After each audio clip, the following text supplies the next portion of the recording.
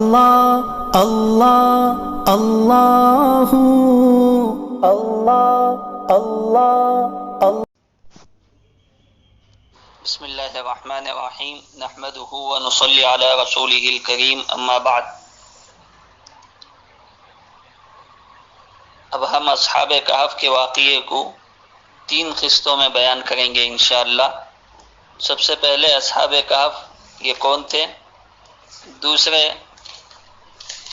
دوسری قسط میں قرآنی حکم کے مطابق ان کو جب نیند آئی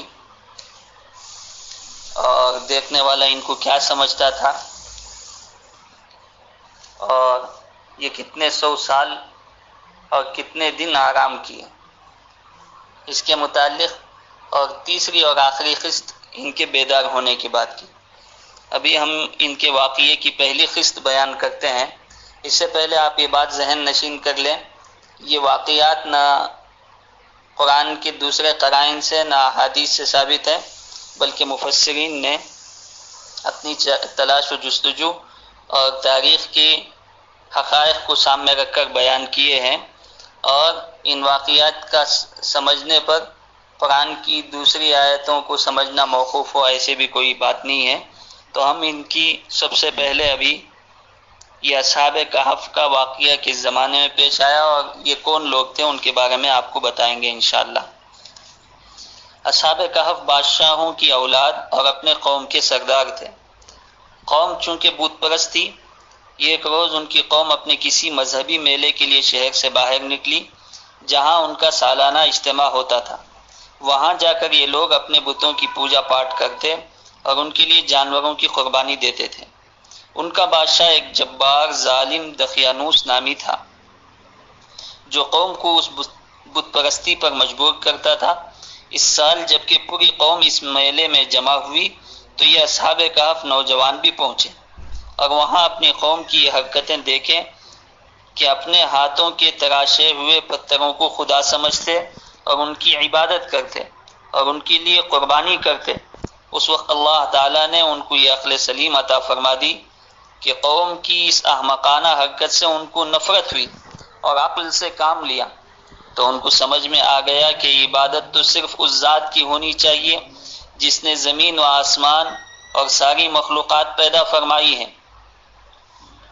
یہ خیال بیک وقت ان چند نوجوانوں کے دل میں آیا اور ان میں سے ہر ایک نے قوم کی اس احمقانہ عبادت سے بچنے کے لیے اس جگہ سے ہٹنا شروع کیا۔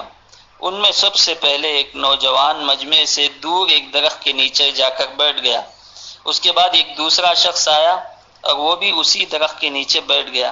اسی طرح پھر تیسرا اور چوتھا آدمی آتا گیا اور درخت کے نیچے بیٹھتا رہا، مگر ان میں کوئی دوسرے کو نہ پہچانتا تھا اور نہ یہ کہ یہاں کیوں آیا ہے، مگر ان کو در حقیقت اس قدرت نے یہاں جمع کیا تھا جس نے ان کے دلوں میں ایمان پیدا فرمایا۔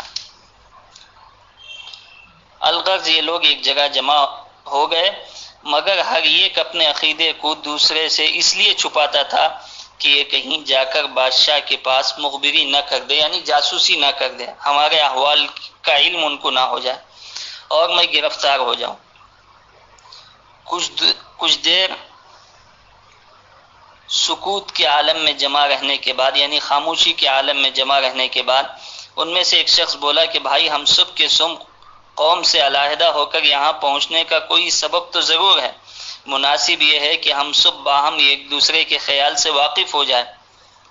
تو اس میں سے ایک شخص نے بولا کہ حقیقت یہ ہے کہ میں نے اپنی قوم کو جس دین و مذہب اور جس عبادت میں مبتلا پایا، مجھے یقین ہو گیا کہ یہ باطل ہے۔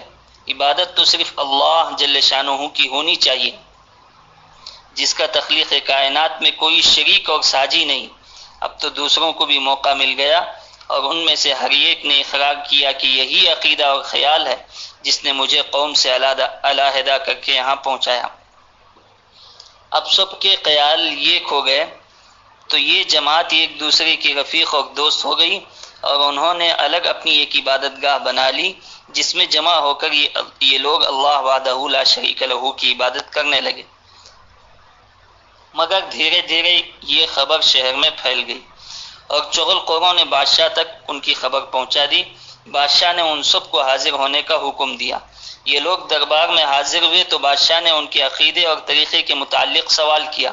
اللہ نے ان کو ہمت بخشی، انہوں نے بغیر کسی خوف و خطر کے اپنا عقیدہ توحید بیان کر دیا اور خود بادشاہ کو بھی اس کی طرف دعوت دی۔ اسی کا بیان قرآن کریم کی آیت میں اس طرح آیا ہے، وَرَبَطْنَا عَلَى قُلُوبِهِمْ إِذْ قَامُوا فَقَالُوا رَبُّنَا رَبُّ السَّمَاوَاتِ وَالْأَرْضِ لَن نَّدْعُوَ مِن دُونِهِ إِلَٰهًا لَقَدْ قُلْنَا إِذًا شَطَطًا۔ جب ان لوگوں نے بادشاہ کو بے باک ہو کر دعوت ایمان دی تو بادشاہ نے اس سے انکار کیا اور ان کو ڈرایا دھمکایا، اور ان کے بدن سے وہ عمدہ پوشاک جو ان شہزادوں کے بدن پر تھی اتروا دی، تاکہ یہ لوگ اپنے معاملے میں غور کریں، اور غور کرنے کے لیے چند روز کی مہلت یہ کہہ کر دے دی کہ تم نوجوان ہو، میں تمہارے قتل میں اس لیے جلدی نہیں کرتا کہ تم کو غور کرنے کا موقع مل جائے۔ اب بھی اگر تم اپنی قوم کے دین و مذہب پر آ جاتے ہو تو تم اپنے حال پر رہو گے، ورنہ قتل کر دیے جاؤ گے۔ یہ ایک چانس بادشاہ نے ان نوجوانوں کو جو شرک سے اور بتوں کی عبادت سے بیزار تھے ان کو دی۔ یہ اللہ تعالیٰ کا لطف و کرم اپنے مومن بندوں پر تھا کہ اس مہلت نے ان لوگوں کے لیے نکلنے کی راہ نکال دی۔ یہ لوگ یہاں سے بھاگ کر یہ غار میں روپوش ہو گئے۔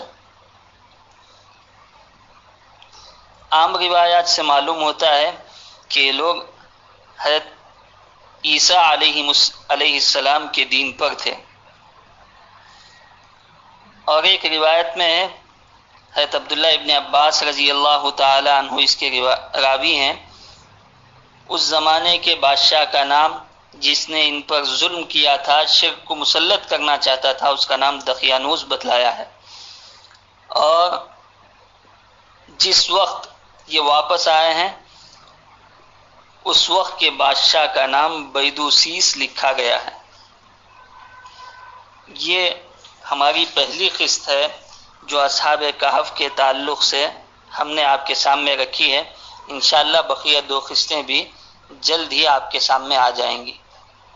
السلام علیکم ورحمۃ اللہ وبرکاتہ، وآخر دعوانا ان الحمد للہ رب العالمین۔